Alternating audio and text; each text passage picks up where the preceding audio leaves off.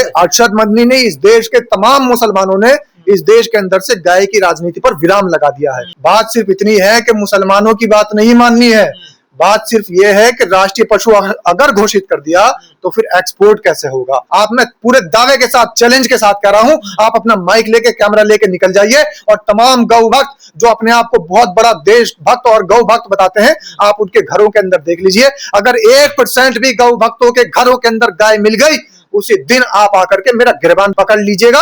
और साथ ही मैं ये कह रहा हूं कि 51 लाख रुपए का नगद इनाम आपको दूंगा। पूरे देश के गौ भक्तों की गिनती कर लीजिए, क्योंकि हर दूसरी गाड़ी पर गौ भक्त लिखा होता है, गौ रक्षा दल का व्यक्ति भी लिखा होता है, गौ रक्षा दल का नेता लिखा होता है। चारों तरफ गौ भक्त और गौ रक्षा दल के लोग घूमते हैं, लेकिन गौ रक्षक दल और गौ भक्त बनने के बाद जब आप इनके घरों पर जाकर के देखेंगे तो किसी एक के घर पर भी गाय नहीं मिलेगी। तो आरएसएस की अगर ये मांग है तो सरकार क्यों नहीं मान रही है? सरकार आरएसएस की हर बात मान लेती है, लेकिन ये गौ को जो है राष्ट्रीय पशु घोषित करने वाली बातें क्यों नहीं मानी जा रही है? इसके पीछे सबसे बड़ी वजह यही है कि भारतीय जनता पार्टी के तमाम बड़े नेताओं के और भारतीय जनता पार्टी से संरक्षित तमाम व्यापारियों के कारोबार चौपट हो जाएंगे। अब नीचे नहीं पटके, अब ना पटके जा रहे हैं, ना ऊपर है ना नीचे। दल जो है उसकी भी तो मांग यही है, बजरंग दल की भी यही मांग है, आरएसएस भी तो यही चाहता, जो मुसलमान कह रहे हैं। देखिए, तो मांग लीजिए, तो सबको एक साथ आ जाना चाहिए, मान लीजिए। तो देखिए, हिंदू हृदय सम्राट अगर हैं, असली अगर हिंदू हृदय सम्राट हैं, तो राष्ट्रीय पशु घोषित कर देंगे। हमारे देश के अंदर तमाम नकली बाबा, तमाम पाखंडी घूम रहे हैं, ऐसे ही इनको भी नकली हिंदू हृदय सम्राट माना जाएगा अगर ये 2026 में गाय को राष्ट्रीय पशु घोषित नहीं करते। ये जो सड़कों पर गाय घूमती नजर आ रही है, तो फिर गौशालाओं में क्यों नहीं? अगर इतना बड़ा धन आवंटित किया गया है तो इन गायों की सुरक्षा के लिए गौशालाएं जो बनाई गई है, गौशालाओं के अंदर गाय क्यों नहीं है? फिर सड़कों पर पन्नी प्लास्टिक खाने पर क्यों मजबूर? अगर ये कुत्ता पाल सकते हैं, अगर ये कुत्ते को ब्रेड और बहुत सारी चीजें, उसको काजू खिला सकते हैं, तो क्या गाय को 2 रोटी नहीं खिला सकते? लेकिन सिर्फ और सिर्फ राजनीति में गाय है, घरों में गाय नहीं है। देखिए, पहली बात तो राष्ट्रीय पशु घोषित करने की मांग करी गई है, और देश के अंदर अगर कोई पशु विवादित है और किसी पशु की वजह से अगर नाजायज खून बहाया जा रहा है, बेगुनाहों का कत्लेआम हो रहा है, जाहिर सी बात है कि भाई उस पशु को राष्ट्रीय पशु घोषित कर देना चाहिए। तो उसकी सुरक्षा के 4 इंतजाम हो जाएंगे, और पूरे व्यवस्थित तरीके से जब राष्ट्रीय पशु हमारा घोषित हो जाएगा तो फिर चारों तरफ से किसी की आंख उठाने की जरूरत नहीं। पर इस मांग पर सरकार की तरफ से भी कोई जवाब नहीं आया। सरकार अब क्यों नहीं जवाब दे रही है? क्योंकि सरकार का बहुत बड़ा एक व्यापार चल रहा है। जो हमारे देश से बीफ का एक्सपोर्ट हो रहा है विदेशों के अंदर, उन कंपनियों के मालिक कौन है? आप देखिए, अल कबीर के मालिक कौन है? ये सब्बरवाल जी कोई मुसलमान तो है नहीं। आप देखिए, जितने भी अलबैक कंपनी के मालिक कौन है? ये संगीत सोम का नाम क्यों आया था? अभी तक क्लीन चिट नहीं मिली, हालांकि भारतीय जनता पार्टी ने भले ही क्लीन चिट दे दी हो। ये सारे जो लोग हैं जो बीफ एक्सपोर्ट करने में नंबर 1 पर हमारे देश में आते हैं, इन लोगों के तो धंधे बंद हो जाएंगे, इन लोगों के तो कारोबार चौपट हो जाएंगे। तो अगर राष्ट्रीय पशु गाय को घोषित कर दिया तो हमारे उत्तर प्रदेश का जो सबसे ज्यादा बीफ विदेशों में और गल्फ कंट्री में मिलता है, जो मॉल से वहां पर लगातार वीडियोज आती है और उस बीफ के पैकेट पर लिखा होता है मेड इन उत्तर प्रदेश और इंडिया, तो वो कहां से फिर आएगा? ये जो यूपी की सरकार है, यूपी की गवर्नमेंट जो बड़ा मुनाफा ले रही है बीफ एक्सपोर्ट करके, सारा मुनाफा खत्म हो जाएगा। तो इसलिए बात ये नहीं है कि मुसलमानों की बात क्यों मानेंगे, बात सिर्फ इतनी है कि मुसलमानों की बात नहीं माननी है। बात सिर्फ ये है कि राष्ट्रीय पशु अगर घोषित कर दिया तो फिर एक्सपोर्ट कैसे होगा, वो कैसे परोसा? मुसलमानों ने फंसा दिया बीजेपी को क्या? मुसलमानों ने तो इस तरीके का दांव खेला है कि भारतीय जनता पार्टी, आरएसएस और तमाम गौ भक्त अब वो ऐसे हो गए हैं कि आसमान से टपके और खजूर पे अटके, अब नीचे नहीं पटके। अब ना पटके जा रहे हैं, ना ऊपर है ना नीचे। दल जो है उसकी भी तो मांग यही है, बजरंग दल की भी यही मांग है, आरएसएस भी तो यही चाहता, जो मुसलमान कह रहे हैं। देखिए, तो मांग लीजिए, तो सबको एक साथ आ जाना चाहिए। मान लीजिए, तो आरएसएस की अगर ये मांग है तो सरकार क्यों नहीं मान रही है? सरकार आरएसएस की हर बात मान लेती है, लेकिन ये गौ को जो है राष्ट्रीय पशु घोषित करने वाली बातें क्यों नहीं मानी जा रही है? इसके पीछे सबसे बड़ी वजह यही है कि भारतीय जनता पार्टी के तमाम बड़े नेताओं के और भारतीय जनता पार्टी से संरक्षित तमाम व्यापारियों के कारोबार चौपट हो जाएंगे, या राजनीति खत्म हो जाएगी, राजनीति बंद हो जाएगी। दूसरी सबसे बड़ी बात यह है कि लिंचिंग नहीं हो पाएगी। अब जिस तरीके से आप देखिए, लिंचिंग के दम पर, लिंचिंग की बुनियाद पर भारतीय जनता पार्टी की नींव जैसे टिकी, जैसे अखलाक की मृत्यु कर दी गई, अखलाक का मर्डर कर दिया गया, जैसे इरफान अंसारी की हत्या कर दी गई, जैसे जुनैद की हत्या कर दी गई, ऐसे तमाम मुसलमानों की लिंचिंग करके भारतीय जनता पार्टी ने अपनी राजनीति को चमकाने का काम किया है। बाद में जब लैब से रिपोर्ट आई, दादरी कांड में उसकी अखलाक की, तो बाद में पता लगा कि भाई वो तो बीफ था ही नहीं। हिंदू देखिए, हिंदू हृदय सम्राट अगर हैं, असली अगर हिंदू हृदय सम्राट हैं, तो राष्ट्रीय पशु घोषित कर देंगे।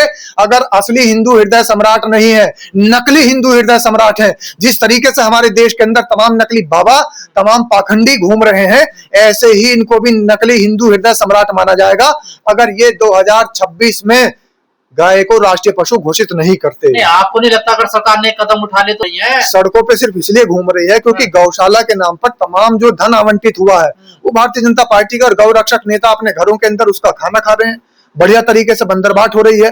आप देखिए कि गौशाला के नाम पर, इस उत्तर प्रदेश के अंदर की बात मैं कर रहा हूं, कि गौशाला के नाम पर कितना बजट आवंटित हुआ और आपको धरातल पर क्या मिलता है। ये जो सड़कों पर गाय घूमती नजर आ रही है, तो फिर ये गौशालाओं में क्यों नहीं है? अगर इतना बड़ा धन आवंटित किया गया है तो इन गायों की सुरक्षा के लिए गौशालाएं जो बनाई गई है, गौशालाओं के अंदर गाय क्यों नहीं है?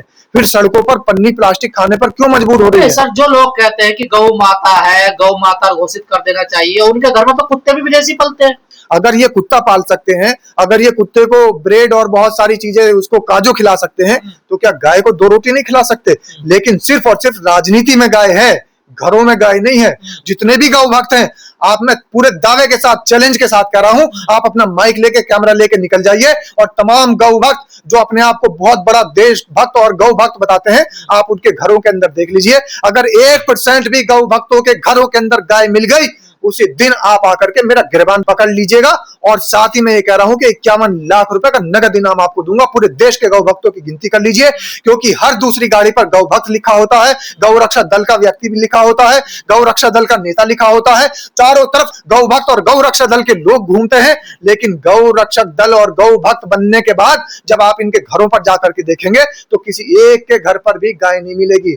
हर 4-5 गाड़ियों के बीच में से 3 गाड़ियों पर गौ भक्त लिखा होता है, गौ रक्षा दल का नेता लिखा होता है, हिंदू युवा वाहिनी का नेता लिखा होता है, सनातनी लिखा होता है, बजरंग बली की आदि वाली आक्रामक वाली तस्वीर लगी होती है, जय श्री राम का नारा का उद्घोष लिखा होता है।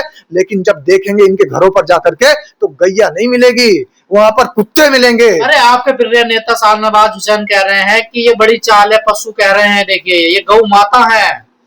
देखिए, उन शाहनवाज हुसैन की जहां पढ़ाई हुई है, वहां पर जब गाय पर निबंध लिखवाया जाता था, तो पिछला आप रिकॉर्ड देख लीजिए। और मैं दावा कर रहा हूं कि जब शाहनवाज हुसैन ने गाय पर निबंध लिखा होगा तो ये लिखा होगा कि गाय एक बहुत सीधा पशु है, गाय की 4 टांग होती है, गाय की एक पूंछ होती है। इस पूरे देश का जो नौजवान देख रहा है और जितने भी व्यक्ति देख रहे हैं, हर किसी ने अपने पढ़ाई के समय, अंधभक्तों की बात नहीं कर रहा, अनपढ़ जाहिलों की अंगूठा टेक की, लेकिन जो पढ़े लिखे लोग हैं, जो बुद्धिजीवी व्यक्ति हैं, वो अगर स्कूल गए थे तो उन्होंने गाय पर निबंध लिखा था, तो उसके अंदर उन्होंने गाय को पशु ही लिखा था। 2014 के बाद से गाय को पशु ना बता करके अब ये कुछ और बता रहे हैं। ऐसे तो भगवान अपने आप को घोषित कर चुके हैं हमारे देश के प्रधानमंत्री ने। गाय का मुद्दा खत्म कर दिया देश से। देखिए, अरशद मदनी ने, इस देश के तमाम मुसलमानों ने इस देश के अंदर से गाय की राजनीति पर विराम लगा दिया है, जो कि भारतीय जनता पार्टी के लिए बड़ा एक मील का पत्थर साबित हो रहा है। और बहुत ज्यादा अपने आप में कहीं से कहीं तक भी ये लोग राजनीति नहीं कर पाएंगे। इनके लिए बड़ी दुर्भाग्य की बात है कि अब गाय पे जो राजनीति करते थे, कैसे राजनीति चमकेगी? अब जो ये ध्रुवीकरण का काम करके वोट बांट लेते थे और वोट बटोर लेते थे एक समाज का, अब कैसे वोट बटोरेंगे?